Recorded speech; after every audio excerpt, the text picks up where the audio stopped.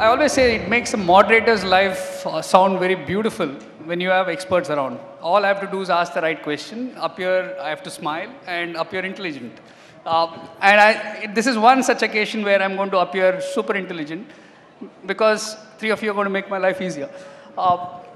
A topic where I want to be slightly, I think, not run-of-the-mill conversation about equitable boards, because almost in every conversation around gender, equality, equitableness, we always say the nice things, the right things, and we exactly do the opposite the moment we're out of this door. And I want to speak about that. The context of equitableness is not just about gender. It is also about what we are now seeing of late about diversity of talent, about age is becoming a barrier, both being young, being old. I mean, both are cutting corners. And we're also seeing echo chambers evolve on corporate boards. If both of us are sitting on 3 different boards, we kind of second guess each other. On the 4th board when we go, we don't even do our homework, because if Mirika has seen it or Pallavi has seen it, I'm okay with it. And it's creating its own set of ripple effect on boards. At one point in time, we had the old boys network. Now I think we should just call it as old directors network. People sitting on multiple boards and creating echo chambers. So all these are also part of what should be an equitable boardroom. And I want to speak about where we have made a lot of progress in the Indian corporate world. 17.6% of boards in the Nifty 500 companies are women. But I'm kind of embarrassed. When are we going to get to 50%?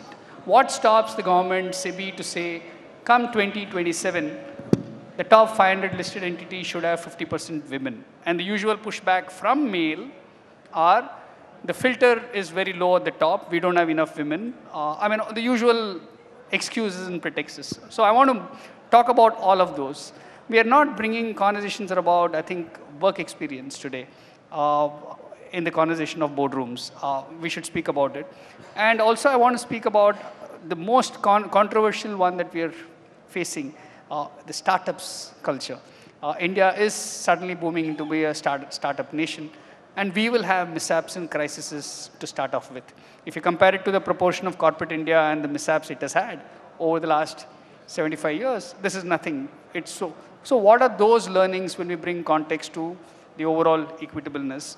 So what we will do is we'll go around each of you for your views and come back to some questions I have. But before that, I want to do another kind of equitableness for this particular conference. I noticed that typically people who are speaking on the stage get all the attention. But I want to call upon the unsung sheroes and heroes here. I think all of those at the back end producing this conference, I think deserve a huge round of applause. Amount of logistics that has happened to, again, make all of us look nice. So thank you, everybody there. I think thank you for making this. So with this, Pallavi, I want to go back to you for your observations. Yeah. I think boards of companies have come a long way. Exactly a decade ago, SEBI introduced, the Companies Act was amended, SEBI introduced minimum of 1 director on the board. That 1 director is still minimum of 1 director, and very few companies have more than 2 women on the board. I've been on boards where there are more than 2 women, and I can tell you the discussion is far better than having just 1 woman. But 1 woman can also change the narrative and be very different. So from the usual homogenized sort of approvals that men look for, somebody is on the board and asking 1,000 questions. It starts initially by saying, oh my God, now I'm an independent director. I have obligations, duties under law, so I have to perform. But once you start digging a little deeper and deeper into what companies do, some of these questions will start coming naturally to you. And I think you've been on 1 board. When you come on a 2nd board, it's much better. And I think age is a challenge, both young age and old age. And I'm happy at a certain age, people are expected to retire from boards. I'm pretty happy with that. They can be around in the company in various capacities, and they're better used there. I think where it's a challenge is when people are younger, in their late 30s and early 40s, when they're ready to be on boards because they have the experience, they have ideas, they have the ambitions, but they are considered to be too young. So when I get asked, will you be on the board? And I said, no, I'm on enough boards. I don't want to be. But let me suggest a younger person. Oh, but no experience. I said, how will she get an experience if nobody wants to take a young person on the board? So it's like a chicken and egg. But it's time now for the younger generation. You can have CEOs who are 38, 39, but why not women on boards who are at the same age? They're as qualified and as good. So I think time has come when younger women come on the board, not just wait for elders like us. Thank you, Pallavi. Menika, going to you for your observations. No, I agree with everything that Mr. Shroff has just said. Look, the average age of the average Indian today is, I think, 27, 28. This is who the average Indian is. So that is a far changed conception of what it means to be Indian, as opposed to who is a decision maker in India. So I completely take on board your point that boards not only need to have younger people in more numbers, but I also think that boards need to have younger people for just sheerly that different worldview, which is India today. And that is what is dramatically different about a country like India from, say, old Europe or America, because you have this demographic advantage. And you have to be able to understand that demographic advantage by having younger people on it, who also have that kind of skill set of seeing how, the modern corporate unit exists. And what are those markets? What is, as lawyers, well, what can you imagine for regulations to be for this new market? Because if this young Indian is the consumer, then that market looks entirely different from a market standpoint of a consumer being 55 years old.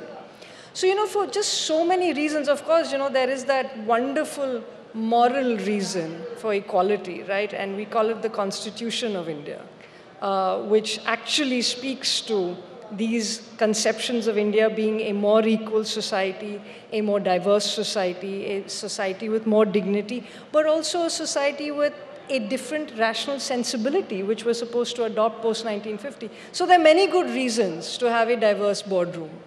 Sure. So coming to you, Ritu, you sit on boards, you've been an entrepreneur your life, and you've seen also the boardroom composition and the average age change. And picking on what Pallavi spoke about, the concept of retirement. One would wonder for a population of India, what is the right retirement? And I always call it the Markandeya syndrome. None of us feel that we should retire. Somebody else should retire. So how do you bring that concept in the boardroom? Okay, good to be here. I hope after those exciting sessions before us, people are ready for something of this sort. But anyway, I'll speak more from my personal experience. I've spent most of my youth.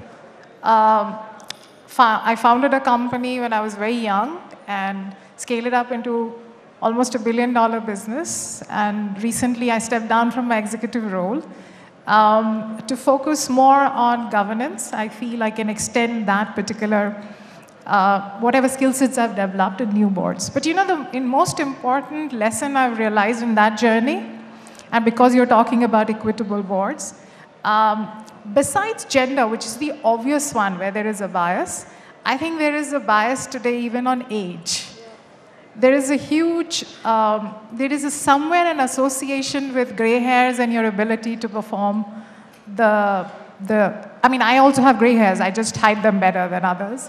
But there is a correlation between age and your ability to perform on the board, so which is typically a binding constraint for.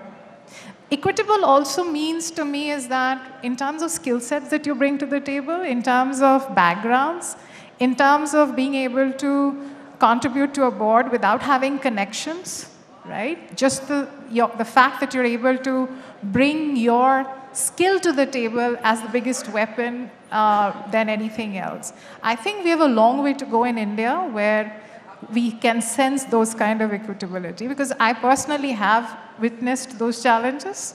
But I've seen that the new age organizations, startups, which are themselves founded by youngsters, are much more open, honestly, on this aspect. So I'm seeing that there is an intent to get in people gender agnostic.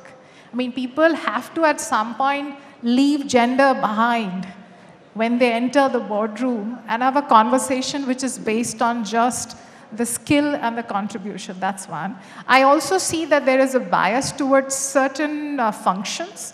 You're seeing boards are increasingly, people from legal background, people who come from financial backgrounds are a default choice to be on board. But I think there is a great imperative, because we are talking about equitable, get people who comes with background in technology. Why can't they get a place in the board? People who understands human capital better, why can't they get a place in the board? Because going forward for sustainability of organization, this is going to be an extremely important point. So I think the conversations on board equitability is vast, the scope. I'm not going to cloud all the conversations, because I completely agree with whatever has already been said. So there's nothing more that I can add to that. Yeah. So I want to come to Pallavi on that. Yeah. Can I add something to what she said? While I agree that women coming on the board because of who they are themselves and not because of some other connection somewhere, I think there is a slight change that I see because of the nomination and remuneration committees, and they have the obligation to find directors. I have seen in certain companies, maybe the larger ones now, they will hire an Egon Zehnder or somebody to go and find women directors. And that I'm starting to see that change. Very little, and women have come on board for who they are, not because somebody has recommended them. We need a lot more of that, which means then this whole golden skirt circuit that I have only 500, 300 women and there are 1,000 boards and these same women have to rotate in all the boards will not happen, because there are so many talented women out there who can then be taken on boards for their own talent. Sure. So I want to ask you this question. Are we done, is India Inc. done with buying reputation? Because when you look at buying reputation, it's the same set of 200, 250 names which keep floating around. It's as if, and everybody will talk about there is no funnel. So I phrase it as buying reputation, because I know you will probably not because you will ask the tough question, because if I have you on my board, the markets give me 2% extra premium, my investors give me less grief. So I'm buying reputation, versus governance is about being accountable to people who are not related to business otherwise. I think this probably started when suddenly you had to put women on board. So instead of just keeping family on board, just to tick mark, they started looking out for independent women. We all started because there was a need for independent women on boards. But I think this buying that reputation still exists.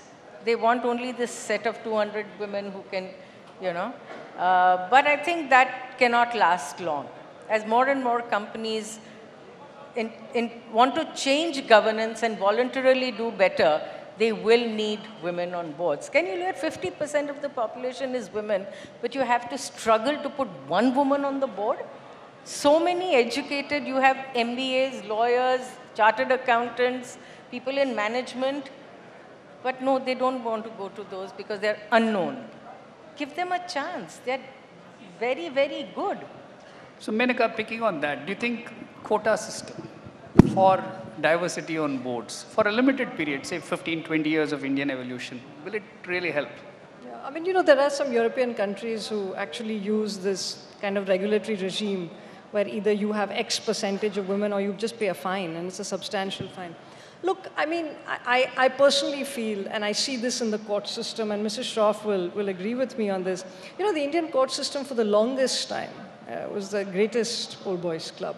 And it is dramatically changing, dramatically. I mean, I am proof of that, So, and the wonderful thing about the court system and litigation is there isn't a quota as litigators. You just need to be able to attract that work, and of course, that's the challenge. And then, your reputation and your quality will see you through. So I'm not big on more quotas. You see, because with the amendment to the Companies Act, which necessitated at least one woman director, now you have 720 NSE companies that have one woman director on them. And there are a handful of highly successful, publicly listed companies, Godrej, Apollo, etc., which has more than 6 women directors, right? So there is a case also to be made, well, look at the performance when you have a substantial number of women on the board. But I think more than anything else in this country is changing so dramatically. And it is young people who are making that change. And you cannot stop them. So this idea of having a pool of 200 people, this idea of having just a pool of a small number of families that control things, that is just changed. And the corporate world will also absorb that change. So youth is the hope for Indian corporate governance in some form. I think when the average Indian is 28, and you don't have many 28-year-olds here, so in many ways, we have to catch up with that. That's true. So wonderful. Thank you so much for this set of opinions. And now I turn it back to them. Thank you so much, sir. Again, give it up for our esteemed panelists that are with us over here. Many thanks.